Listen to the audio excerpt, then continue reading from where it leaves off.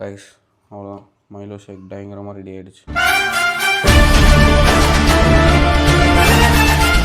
Boba Milo drink ready. நிஜமாலே இது வீட்டில் செஞ்சதா? கைஸ் சூப்பராக இருக்கு கைஸ். நிஜமாலே வீடியோக்கு கொடுத்தது வரலடா. குடி ஜூஸ் குடி. வாழ்க்கையில நீ உருப்படியா பண்ண ஒரே காரியம் தான். அடுத்த டர்ன் நான் ஓடி குலாப் ஜாமுன் மாதிரி சாப்பிடுறாங்க गाइस. மாஸ் அது நான் போபாவே சாப்பிட்டது இல்லப்பா.